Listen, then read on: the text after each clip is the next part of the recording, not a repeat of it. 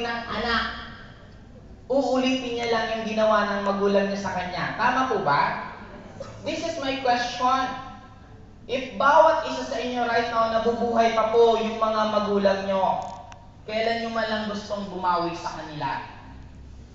Di ba ang sarap sabihan, Mama, Papa, magkano po ang kinikita ninyo buwan-buwan? Mag-resign na po kayo sa trabaho nyo at mag-enjoy na lang kayo ng buhay nyo. Imagine mo kung dodoblein mo yung kinikita nila. Tuwing Mother's Day, tuwing Father's Day, anong ginagawa natin? It will be useless, you have plenty of money kung ang kausap mo nicho na. Mas masarap magsabi ng I love you na meron yakap at meron mama ito 50 mil, allowance nyo buwan-buwan. Dapat ubusin nyo yan kasi pag hindi nyo inubos, hindi ko na kayo bibigyan. Imagine mo kung yun ang problemang ibibigay ninyo. Di ba ang sarap?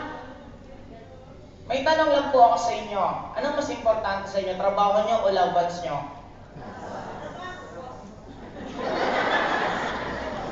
Guys, the truth about this, you know what? Actions speak louder than words. Kung mas importante sa inyo yung loved ones nyo, ba't nyo sila iniwan? Pag niyayaya kayo ng anak nyo, pumunta ng birthday niya, anong sagot? Pasensya na, busy ako. Mama, pwede ba tayong mamasyal? Pasensya na, busy ako. Ngayon, sinong mas importante? Trabaho nyo o loved ones nyo? Guys, do you really believe that we're worth what you're earning right now? Me, I don't. Hanggang 30 mil isang buwan ka lang ba? Hanggang 50 million pesos ka lang ba buwan-buwan? Hanggang 100,000 ka lang ba? I don't believe that. We're worth more than money. Now, bakit nyo ginagawa na payagan na konti na nga lang kinikita nyo, iniiwan nyo pa yung mahal nyo sa buhay? Don't ever believe na ang opportunity lang nasa abroad. Wake up! Bakit namin nagawa? Pare-pareho tayong presidenteng dinaanan. Ako nga, taga-probinsya pa ako. Ang lugar namin, isa pa po sa daanan mismo ng bagyo. Bakit ko nagawa? Now guys, siguro itong magiging last word ko sa inyo. Ang hindi ko po makalimutan, nung time na bumawi ako sa father ko. Wala na po akong mom, pero binigay ko lahat sa father ko. One time nanonood siya ng Wawawi kasi paborito niya ang Wawawi dati. Sabi ng father ko, ganda naman ng jacket ni Willie. Kinabukasan, bumili ako ng jacket, binigay ko sa kanya. Sumunod na naman ako sa likod niya, ang ganda naman ng relo ni Willie. Sabi ko, ang galing naman tumiming ni Papa kung kailan nasa likod ako, saka meron hinihingi. Eh, pumili ako ng Technomarine, binigyan ko siya. Sumunod naman, parang ang ganda pumunta sa studio. Kasi nasa Bicol siya, ganda daw pumunta ng studio, gusto daw niyang manood ng live. Di pinadala ko sa Manila, back and forth, sagot ko pa masay, pati yung ate ko, sinamahan siya, at nakapunta siya ng Wawawi. Hanggang isang beses, bigla akong naalala, sabi ko, hindi kasi ako close masyado sa family ko, mas more on makabarkada ako. Sabi ko, I think, at least first time namin mag-bonding, nilibre ko sila lahat, pumunta kami ng Hong Kong. Pagpunta namin ng Hong Kong, hindi ko makalimutan yung mukha ng father ko kasi nakita ko mukha ng isang bata.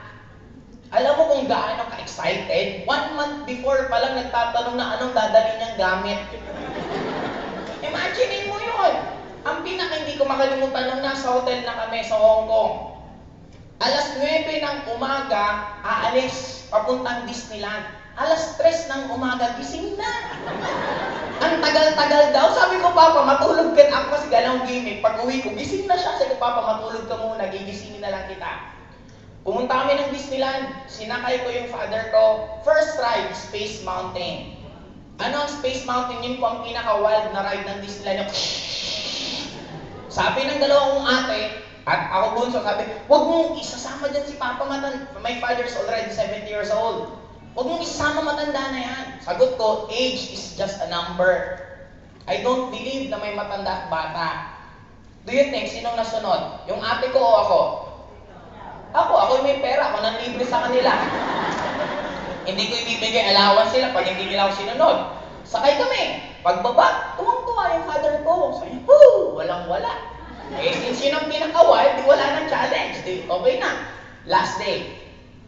Habang nasa hapagkainan kami, habang nagbe-breakfast kaming buong pamilya, biglang nagsabi yung father ko, buong buhay ko, hindi ko man lang naisip na makakapunta ako ng Hong Kong. Sabay kumiti, yung pagkasarap-sarap ng ngiti, nang hindi mo mabibili ng pera, pero kailangan mo ng pera para makita mo yung ngiting yon.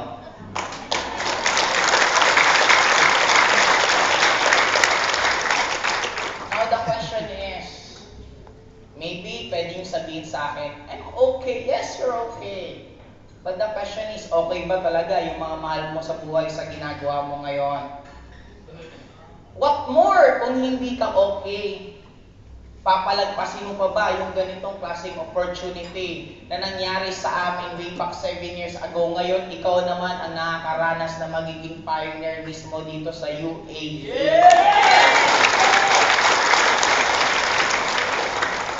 Sabi ko nga lagi, if your life will be a movie, are you going to watch it from the start until the end kung ito magiging ending ngayon?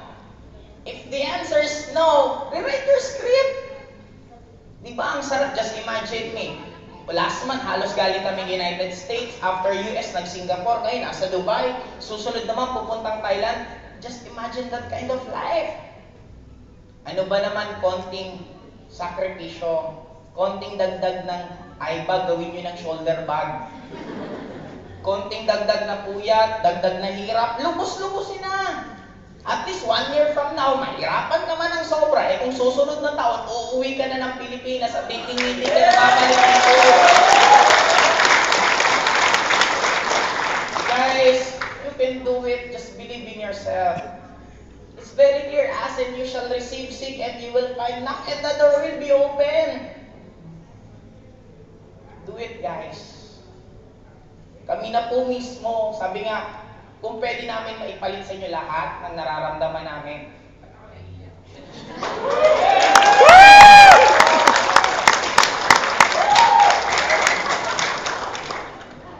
Teka lang, pag umiyak ako, hindi na makapagsalita.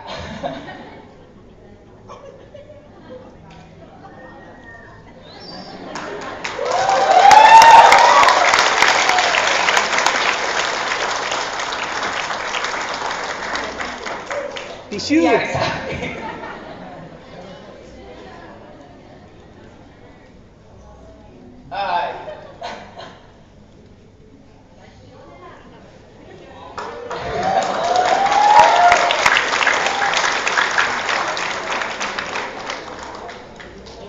Hindi ko alam ba't po ako naiiyak.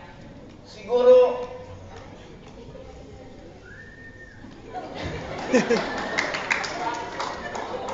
alam si Banda.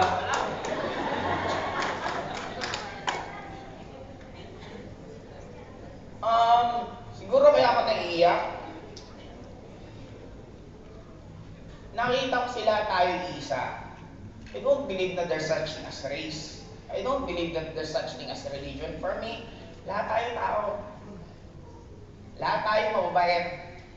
Kahit sinong tao, pag may na-aksidente sa harapan mo, walang iba kang gagawin kundi tutulog ka.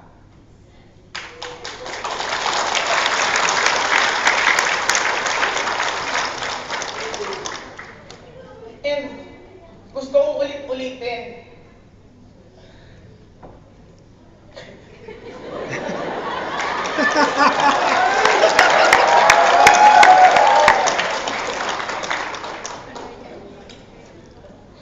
Gusto kong ulit-ulitin, you don't deserve this kind of life. Iiwanan yung pamilya niyo para sa ganito. Kumbaga, ayaw nyo, nandito kami. We're always going to remind you, kaya nyo mabuhay.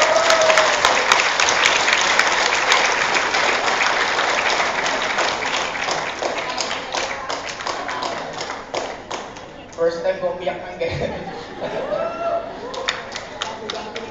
Hindi guys, alam nyo bakit siguro masyado lang kami exposed sa bawat iba't ibang Pilipino sa iba't ibang bansa na kung makapagkwento minsan, yung mga pinupuntahan namin, sila mismo ang tatagal na sa country yun, hindi nila mapuntahan.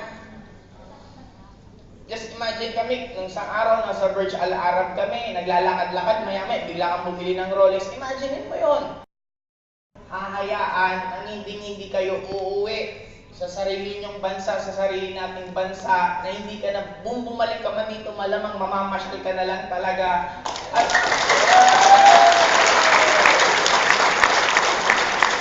diba ang sarap kung babalik ka dito at titingnan mo yung kwarto kung paano kayo nagsisiksikan, kung paano ka nagtitipid sa pagkain, paano naglalakas loob ka na. Diba ang sarap ng ganon? No guys, siguro, so kung alam nyo lang po gaano kami kawiling tumulong, kaya siguro pinaka-last message ko na, if this will be your last day, are you sure na nandito pa kayo? Kung mawawala ka na bukas, ano kaya gagawin mo ngayon? Maalala mo, hindi naman pala importante lahat ng material. So lang naman gagawin nyo lagi, pupunta kayo saan? Sa mahal nyo. Malamang maghapon kayo magkakasama, mag-uusap, magkukwentuhan.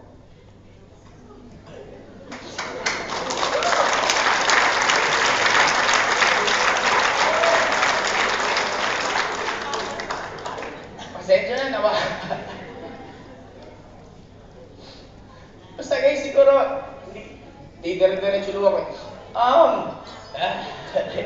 Yung bata na uli ako. Basta, nandito po kami, ulit-ulitin ko. Kami from the BOD and the training team. Hindi po namin kayo papabayaan. Hindi na po ginagawa namin to. It's not the money anymore. For me, I'm earning so much. And para po sa akin, it's about time na makatulong naman po kami sa mga kapwa namin. Kaya guys, after dito po, pwede nyo na lang po lapitan nyo, nag-invite po sa inyo. Kung may mga question po kayo, lapitan nyo na po. Pasensya na po. Hindi ko alam ba't ako nadala. Okay, thank you po.